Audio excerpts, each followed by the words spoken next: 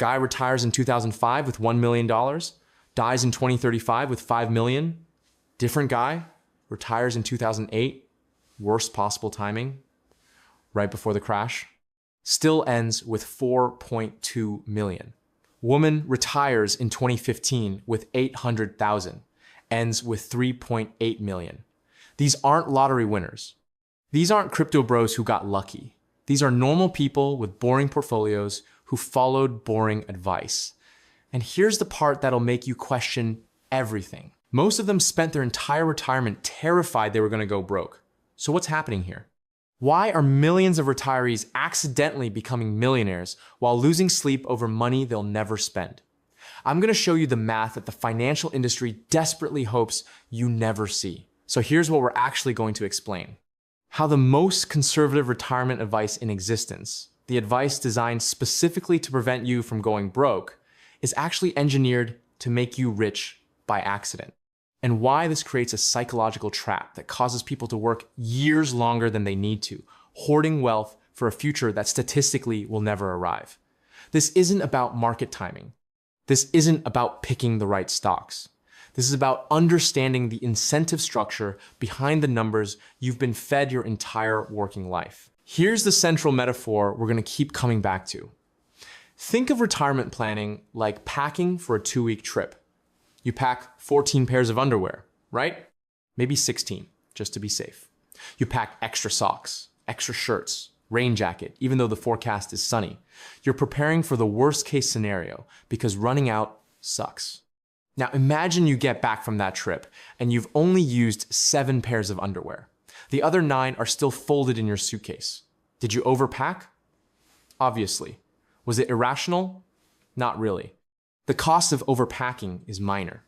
The cost of underpacking is walking around in dirty underwear. But here's where the metaphor breaks down in a fascinating way. When you overpack for retirement, those extra pairs of underwear don't just sit there unused. They multiply. You pack 9 extra pairs, and by the end of the trip, you somehow have 45 pairs. That's what's happening to retirement savings. The safety margin you build in doesn't stay static. It compounds. And that compounding creates these accidentally wealthy retirees who still think they're one bad market day away from eating cat food. Let me show you how this actually works, because the numbers are absolutely wild. The financial industry loves this one magic number, $1 million. It's clean, it's round, it makes for great headlines. But here's the reality check that nobody wants to talk about. The median net worth for Americans aged 65 to 74 is $410,000. That's less than half of that mythical million. Now, you might see articles throwing around higher numbers, like 1.8 million average. But here's the thing about averages. If I walk into a bar with 9 unemployed musicians and we average our net worth with 1 tech founder, suddenly everyone in that bar is a millionaire on paper. Doesn't help those musicians pay rent. You know what the real question is? Not whether you can hit $1 million. The real question is, what do you actually need? Because right now you might be grinding yourself into dust, chasing a number that has nothing to do with your actual life. You're delaying retirement, skipping vacations, saying no to experiences, all for a benchmark that was basically pulled out of thin air by someone with a different life, different goals, and probably a book to sell. Here's where the overpacking starts. The average retiree household, 65 and older, spends about $57,800 a year. That's roughly $4,800 a month. Not poverty, but also not buying a boat every summer. And here's what's fascinating. That number drops as people age. People between 65 and 74 spend about $60,800 a year. Folks 75 and older, down to $53,500. You see what that means? The older you get, the less you spend. Not because you have to, because you want to. You're not interested in accumulating more stuff. Travel slows down. You're not eating out 5 nights a week. Life simplifies. Now you might be thinking, but what about healthcare costs? Yeah, healthcare goes up, absolutely. But everything else drops enough that overall spending still declines. This isn't theory. This is what actually happens when you track real retirees through real years. But most people plan for the opposite. They imagine themselves spending more at 80 than at 65. That fear is what keeps them working longer than they mathematically need to. Let me show you what this looks like in practice. Picture a retired couple. Both work their whole lives, both collecting Social Security, about $2,000 each per month. That's $4,000 monthly combined, $48,000 annually. Remember that average spending number? About $61,000 a year for their age group. So they've got a gap of roughly $13,000 that their investments need to cover. Here's the question that breaks people's brains. How much do you think they need saved to cover that $13,000 gap? Most people hear that number and think they need at least $800,000, maybe $1 million to be safe. Wrong. If they're willing to withdraw 5% of their portfolio annually, which is actually pretty conservative given historical returns, they need about $256,000. Not $1 million, not even close, $250,000. Now, you're probably thinking, wait, 5% sounds aggressive. What about the 4% rule? Perfect. Let's talk about that, because this is where the entire system reveals itself. The 4% rule was created by a guy named William Bengen back in the 90s. The idea was simple. Withdraw 4% of your portfolio in year one, then adjust that dollar amount for inflation every year after. Run that through every historical market scenario, every recession, every crash, every terrible time to retire in modern history, and your money should last 30 years. Sounds reasonable? Sounds conservative. Sounds safe. But here's what they discovered when they actually tracked what happened to people who followed this rule. In over 90% of cases, retirees who followed the 4% rule didn't just survive, they thrived. They ended retirement with more money than they started with. Way more. Michael Kitces, a financial planner who's essentially done the math on every possible retirement scenario, found that retirees following the 4% rule were more likely to end with 5 times their starting wealth than they were to run out of money. Read that again. You're more likely to turn $1 million into $5 million than you are to go broke. Why does this happen? Because the 4% rule was designed for the worst case scenarios in recorded financial history. We're talking about retiring right before the Great Depression. Retiring at the start of the 1970s, stagflation disaster, the absolute worst times to retire in modern American history. If you retire during average conditions, or better, that 4% is wildly conservative. A diversified portfolio historically generates returns that outpace that 4% withdrawal rate. Even accounting for inflation, even with market crashes, even with everything going wrong, your nest egg keeps growing while you're pulling money out. It's like packing 20 pairs of underwear, using 7, and somehow having 35 by the end of the trip. The math doesn't make sense until you realize the system was designed by people terrified of lawsuits and bad press. Financial advisors don't get sued when you die rich. They get sued when you go broke. So they build in safety margins on top of safety margins. And those margins compound. But now you might be thinking, okay, but people must be withdrawing that 4%, right? Wrong. JP Morgan did a study tracking actual retiree behavior. The most common withdrawal rate isn't 4%.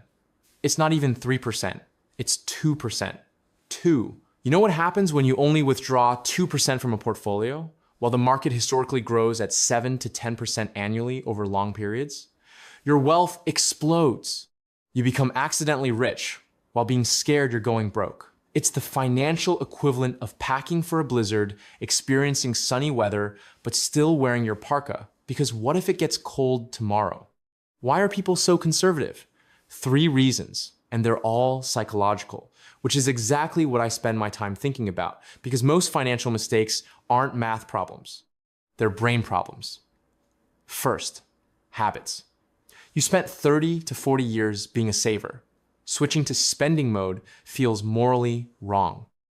It's like asking a defensive driver to suddenly start speeding everywhere. Your identity rebels. Second, loss aversion.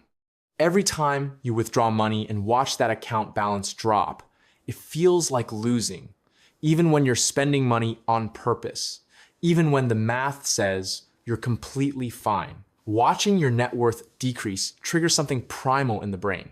We're wired to accumulate, not distribute. Third, uncertainty. What if I live to 100? What if there's another 2008 crash? What if?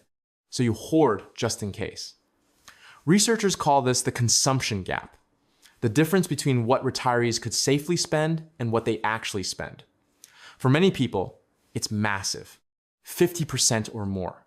They could double their lifestyle and still die rich. Here's where it gets really interesting, because we need to talk about Social Security. And I know your eyes just glazed over, but stay with me. Social Security is the most underestimated part of retirement planning, and I think it's deliberate. The financial industry doesn't make money when you realize Social Security covers most of your needs. They make money when you're terrified and overpaying for managed accounts. The average Social Security benefit right now is about $1,900 a month. For a couple where both worked, that's $3,800 monthly, $45,600 annually. But if you were a high earner who maxed out contributions, you could be pulling in $3,800 a month individually. A couple of high earners, that's over $90,000 a year in Social Security alone, indexed to inflation, guaranteed for life. Now imagine that couple also has $1 million saved. They're spending $60,000 a year. Social Security covers $90,000. They don't need to touch their investments at all, but they still check their brokerage account every day, panicking over market swings that have zero impact on their actual life. Meanwhile, their portfolio keeps growing because they're not withdrawing anything. Here's a stat that makes this concrete. About 25% of retirees rely on Social Security for 90% or more of their income. Your first reaction is probably, oh no, that's terrible. Those poor people. But hold on, that statistic includes couples pulling in $75,000 a year entirely from Social Security who just don't need to touch their investments. They're counted in that 90% category, but they're not struggling. They're just not spending from their portfolio because Social Security covers their lifestyle. This is the part where the narrative breaks down completely. Let me give you a concrete case study. Real numbers, realistic scenario. Meet David. He's 62. He's been working as an engineer for 35 years. He's got $720,000 saved in his 401k and some IRAs. His wife, Sarah, worked part-time most of her career, raising kids, and she's got about $180,000 saved. Together, they've got $900,000, not quite that magic million.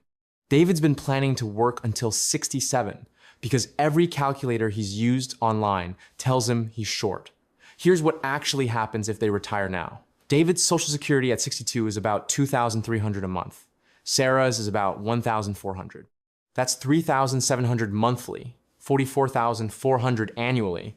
They track their spending for 6 months and realize they're living on about $68,000 a year. They could trim it to $62,000 without feeling deprived.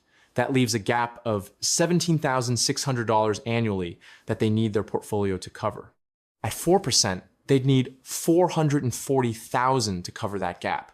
They have $900,000. They're more than double what they mathematically need. But David keeps working because the online calculator said he needed $1.2 million. 5 more years. 5 years of alarm clocks and commutes and stress. 5 years he doesn't get back, all because he didn't understand the math. By the way, if David retires at 62 with $900,000 and only withdraws $17,600 annually, adjusting for inflation, he'll likely die with over $2 million. His kids will inherit a fortune he built by accident while being terrified he'd go broke. Now you're asking yourself, is this some kind of scheme to get people to retire early and run out of money? No. Because here's the thing about running out of money in retirement. It almost never happens the way people imagine. The Vanguard Research Group studied this. When retirees do run into financial trouble, it's not because their portfolio failed. It's because of 3 specific things. Unexpected health events that aren't covered by insurance, supporting adult children financially for longer than planned, or getting divorced late in life and splitting assets. It's life events, not market returns. The portfolio math works. The 4% rule works. What breaks people isn't the investment strategy, it's life. Here's the uncomfortable question nobody wants to ask. Is dying rich actually the goal? Look, if you want to leave a legacy, help your kids, fund a charity, great. Genuinely, that's a beautiful thing. But here's what I see constantly, and I mean constantly, in my own circle of business owners and professionals. People who aren't trying to leave a legacy, but they're living like they are. They're in their 70s with $2 million in the bank, still clipping coupons, agonizing over whether they can afford to visit their grandkids. That's not financial prudence, that's trauma. And some of these people are going to die with that money completely untouched, having denied themselves experiences they could have easily afforded, trips they didn't take, hobbies they didn't pursue, time with family they postponed. For what? To die richer than they needed to be? That's not winning. That's losing with extra steps. Here's a quick aside. I was talking to my accountant about this guy who's managed hundreds of estate settlements over his career. He told me the saddest files he reviews are the ones where someone died with millions, lived modestly their entire retirement, and their kids inherit money they didn't need while the parents missed out on life they could have afforded. He said, "I've never had someone on their deathbed wish they'd saved more, but I've read a lot of journals where they wish they'd lived more." And decide, let me paint you a different picture, because maybe you're not trying to hit 1 million. Maybe you just want to know your number. Let's try a single retiree. They've got Social Security of $2,000 a month, $24,000 a year. Being single doesn't cut costs in half. Housing, utilities, insurance, most of the big fixed expenses stay the same. So let's say they're spending that typical $60,800 annually. Gap of $36,800 they need their savings to cover. At 5%, they need about $736,000. At 4%, $920,000. Still under 1 million. Living alone, covering everything themselves, and they still don't necessarily need 7 figures. But what about the couple that wants to live larger? Let's say they're planning $75,000 a year. Above average, but not outrageous. Maybe more travel, helping out the kids without stressing, going to restaurants without checking prices first. They've both got Social Security at $2,000 each, so that's $48,000 covered. They need savings to cover $27,000 annually. At 5%, they need $540,000. At 4%, $675,000. Still under 1 million. And these are people living well, spending more than typical retirees. See the pattern? When you layer in Social Security, which most people completely underestimate, and when you accept that spending typically decreases with age, that $1 million target starts looking less like necessity and more like a marketing campaign designed to keep you working and keep you scared. Here's the really mind-bending part, and I want you to sit with this for a second. The median retirement savings for people aged 55 to 64 right now is only about $185,000 to $200,000. Most people aren't even remotely close to 1 million. Yet somehow millions of Americans are retiring every year and living stable, comfortable lives. How? Because the system isn't built around one magic number. It's built in layers. Social Security, maybe a pension if you're lucky, some modest savings, maybe a little side income from consulting or a hobby, some home equity you could tap if truly needed. Stack those layers and suddenly you're in decent shape even if your brokerage account isn't impressive. The financial industry hates this framing because it suggests you don't need their expensive managed accounts to survive. But it's mathematically true. I've got several $100,000 invested. I've seen my own money compound. I've spent 10 years talking to accountants and fiscal lawyers who handle actual retiree portfolios. The math works. The issue isn't the math. The issue is psychology. Here's another quick cutaway. Financial advisor on a sales call, and I've heard this pitch because I've been on these calls, says to a prospect, you've got $800,000 saved, you're planning to retire at 64, but to be safe, you really should work until 67 and get to 1.1 million. What he's not telling you is his fee is based on assets under management. Every extra year you work and save makes him more money. His incentive isn't your freedom, it's his revenue. End cutaway. So how do you actually figure out your real number? Here's the system I use and recommend. Step 1, Track what your life actually costs. Not what you think it costs, not what you hope it costs. Real numbers. Track for 3 to 6 months if you need real data. Step 2, add up guaranteed income. Social Security is the big one. Go create an account on the Social Security Administration website if you haven't already. See your actual projected benefits. Add any pension, add any rental income, add part-time work you actually enjoy and would keep doing. Step 3, find the gap. Your annual expenses minus your guaranteed annual income equals what your investments have to cover. Step 4, pick a withdrawal rate you can sleep with. 4% is the classic. 5% if you're more aggressive or don't need the money to last 40 years. 3% if you want to be super conservative and die with a fortune. Divide your annual gap by that percentage. That's your number. Maybe it's $1 million. Maybe it's 400,000. Maybe it's 1.5 million. What matters is it's your number based on your life, not some headline designed to make you anxious enough to click. Here's the thing they don't tell you, and this is where we come back to the overpacking metaphor. Your retirement isn't a finish line you cross once and you're done. It's not a video game where you hit a number and unlock retirement mode forever. It's a lifestyle you're funding year by year. And if that lifestyle costs less than you thought, or if Social Security covers more than you expected, you might already be there. The tragedy isn't people who retire with 800,000 instead of $1 million. The tragedy is people who could have retired at 62 with 700,000, but worked until 67, chasing an arbitrary target they didn't need. 5 years they'll never get back. 5 years of alarm clocks and commutes and office politics and meetings that could have been emails. For a number that didn't matter. That's the real cost. Not money, time. Here's the fourth escalation, and this is the part that really makes me cynical about the whole system. The financial industry's entire business model depends on you being scared. Think about the incentive structure. If you retire early, you stop contributing to your 401k. The fund managers get less in fees. If you spend your money instead of hoarding it, the assets under management shrink. The advisor's revenue drops. If you realize Social Security covers most of your needs, you don't need expensive portfolio management. Every part of the industry makes more money when you work longer, save more, and spend less. I'm not saying there's a conspiracy.